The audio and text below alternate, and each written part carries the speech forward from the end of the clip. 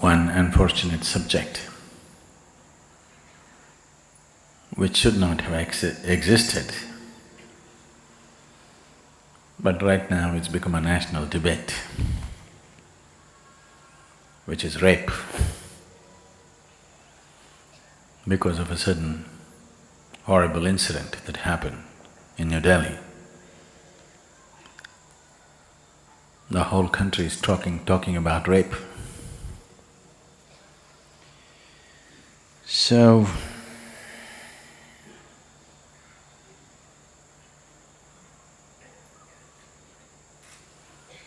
this needs to be understood,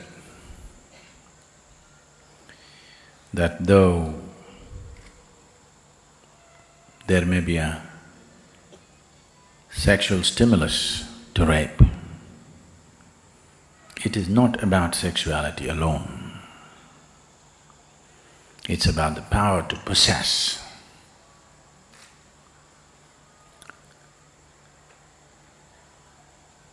This wanting to possess comes from various things. One fundamental mistake that societies have done is somewhere in the minds of the youth, the male youth in the world, we have put the idea that a female is an object, a thing that you can possess. Either somebody's father can give you away, if he refuses, you can take it. It's still there, isn't it, in the background? Somewhere very deep in the psychological structure, there is an idea that a woman is a commodity. A commodity is… if something doesn't have a mind of its own, that's a commodity.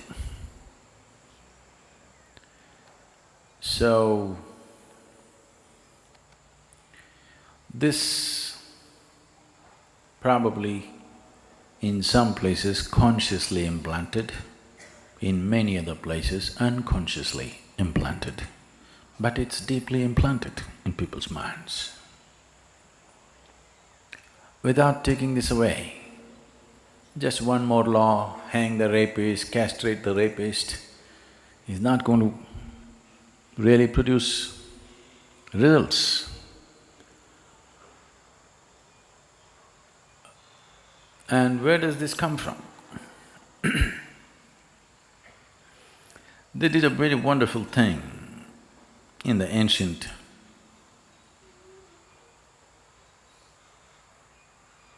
Bharat or India. The Hindu law proclaimed, a man cannot go to heaven without his wife. You must understand the significance of this. I want you to understand the significance of it.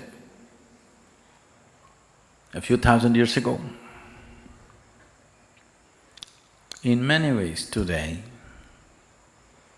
the playing field has been leveled for man and woman not because of any great social evolution, but because of technology.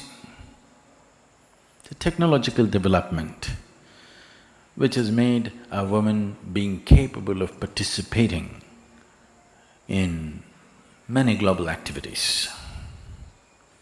If there was no technology, if it was a question of your physical strength which carried you from place to place, definitely a woman would be still very homebound. Not that she shouldn't be home, I'm saying being home is one thing, being homebound is one thing. Being home is nice. Being bound by home is a different thing.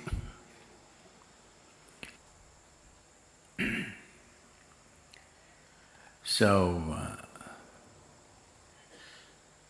yes, definitely when somebody perpetrates a violent act, they need to be punished.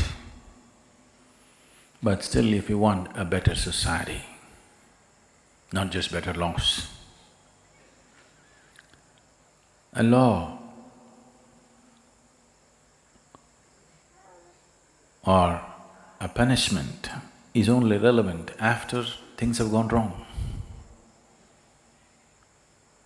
Hanging somebody, doing something else is still not going to fix somebody's life. If we want to see that things don't go wrong,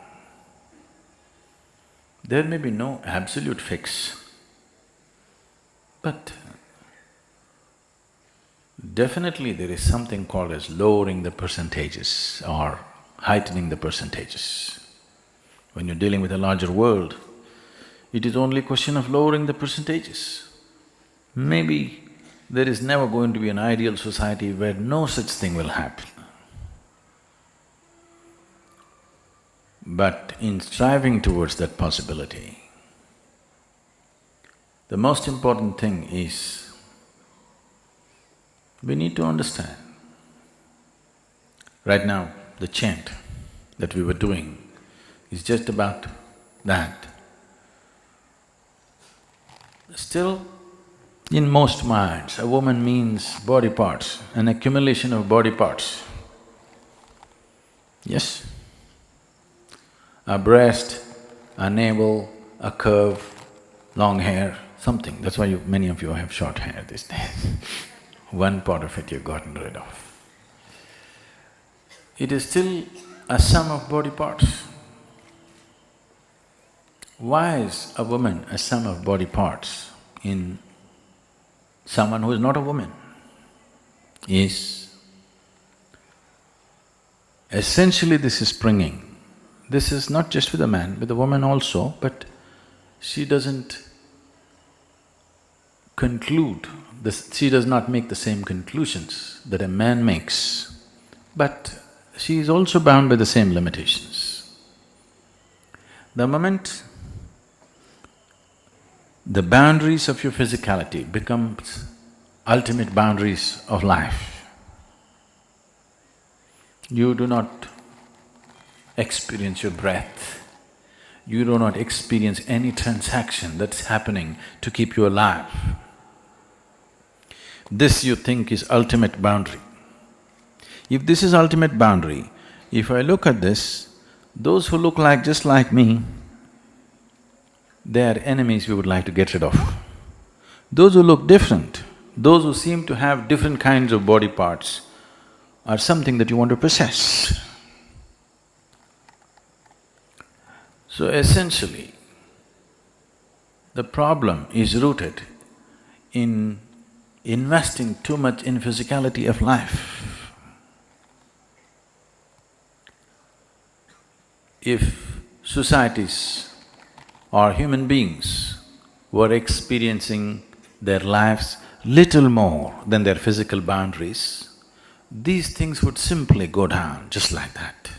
Maybe not eliminated, but would go down dramatically and considerably to a point where a few offenders, you can deal with them with punishment.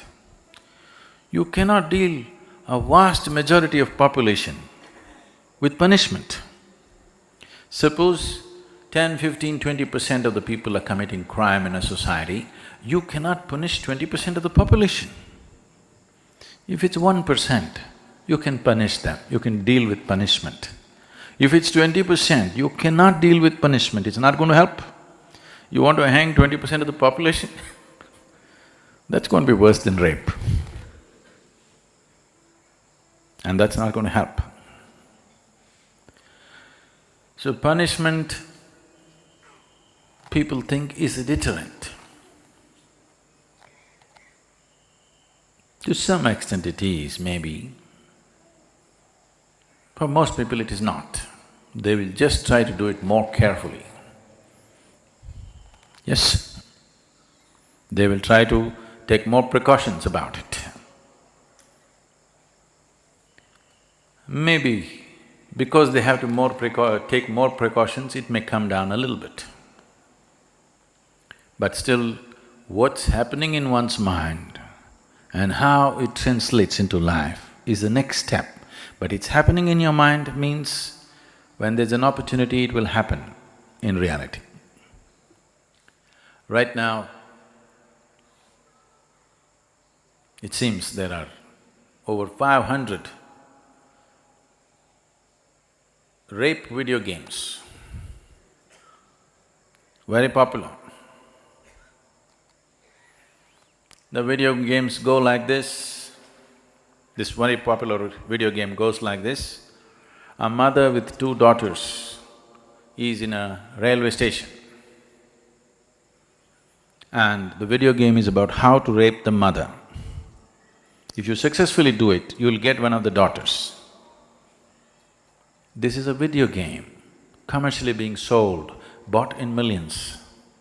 Secretly, people playing these games in their homes or offices or wherever on their computers. We are nurturing a sick world and we expect it to not to happen in the railway station. It will happen. This time it happened in a bus, and this time it happened in the capital city, so it's big news. The whole country and the media is on, fine. Attention was needed for this. But if it happened in somewhere,